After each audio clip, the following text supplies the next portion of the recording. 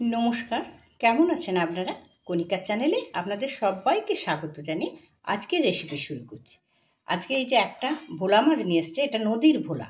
এই নদীর ভোলারই আমি ঝাল করব। তাই এই ভোলা মাছটাকে আমি নুন হলুদ মাখিয়ে রেখে দিয়েছি।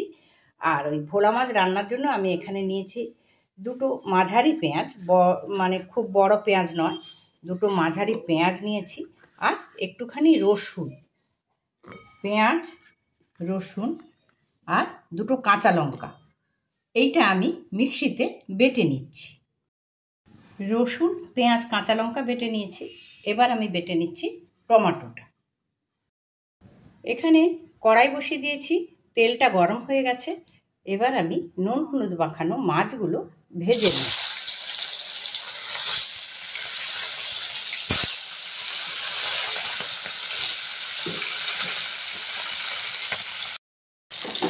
এখানে একটা কথা বলি, নদীর মাছ তো, নদীর মাছ যতটা পারা যায় ততটা কড়া করে ভেজে নেয় ভালো, কারণ নদীর মাছের একটা আলাদা গন্ধ থাকে। তাই ঠিক দেখুন, এইভাবে ভেজে নেওয়া হবে। আমি এইভাবে থাকি, এইভাবে ভেজে মাছগুলোকে আমি তুলে নিই।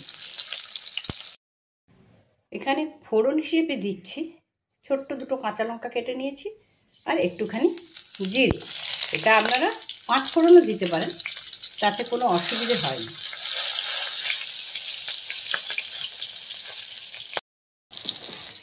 এবার আমি দিয়ে দিচ্ছি ওই যে পেঁয়াজ, রসুন আর কাঁচা লঙ্কা বাটা। নেড়ে চেড়ে নেব।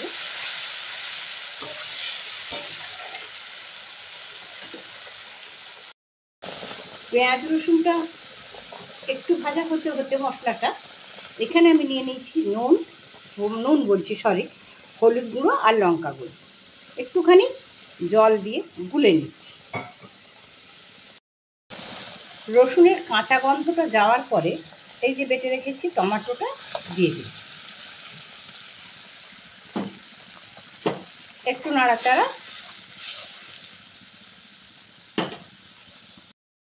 পেঁয়াজ রসুন আর ওই যে টমেটো বাটাটা দেখুন এইরকম হয়ে গেছে। এবারে এই যে আমি নুন, আবার সেই নুন বলে ফেলছি বন্ধু, দেখুন হলুদ আর লঙ্কা গুঁড়ো এইটা এবার দিয়ে দিলাম।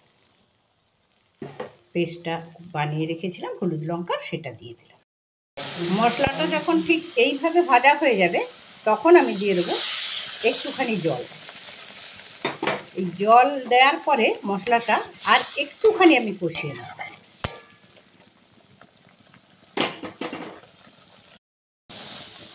এইবারে আমি নুন দেবো।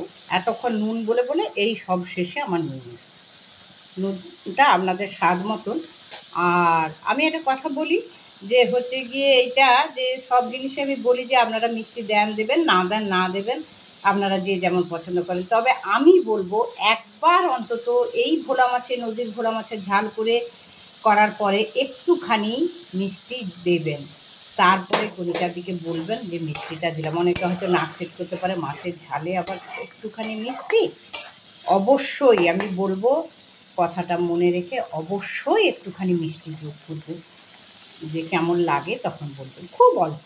এবারে আমি জল দিয়ে দিচ্ছি।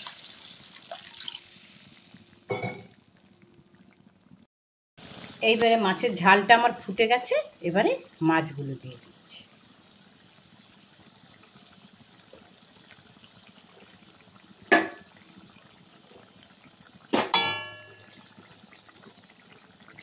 একটুখানি সময় ঢাকনা দিয়ে দিই।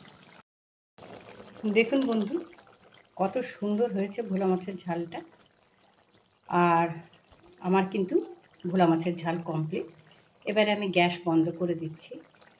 আর এইভাবেই কাইটা রাখবেন, কারণ কাইটা বেশি কাই রাখার প্রয়োজন নেই। একটু মোটা কাই থাকবে এটাতে, তাহলে খেতে খুব টেস্টি হবে। এবার আমি নামিয়ে নিচ্ছি। তাহলে বন্ধু এইভাবে একবার ভোলা মাছের ঝাল বানিয়ে দেখবেন, কোনো মশলা না, ওই পেঁয়াজ আর রসুন বেটে।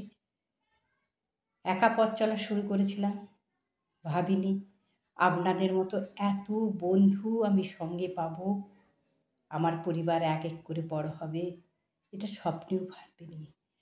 আপনাদের ভালোবাসায় আমি আপ্লুত, আমি ধন্য বন্ধু। আপনারা পাশে থাকুন, আমিও আপনাদের পাশে আছি। এই করে আমাদের একটা বৃহত্তর পরিবার হোক, সবাই একসাথে পা মিলিয়ে চলব, এই হোক আমাদের অঙ্গীকার। যারা সাবস্ক্রাইব করছেন, যারা অকুণ্ঠ ভালোবাসায় আমাকে ভরিয়ে তুলছেন, তাদের সবাইকে আমার ভালোবাসা, অভিনন্দন ও শুভেচ্ছা। সবাই ভালো থাকুন। নমস্কার জানিয়ে আজকের রেসিপি শেষ করছি। আবার আসবো অন্য কোনো নতুন রেসিপি নিয়ে। ততক্ষণ পর্যন্ত কণিকা দি এখান হতে বিদায় নিচ্ছি।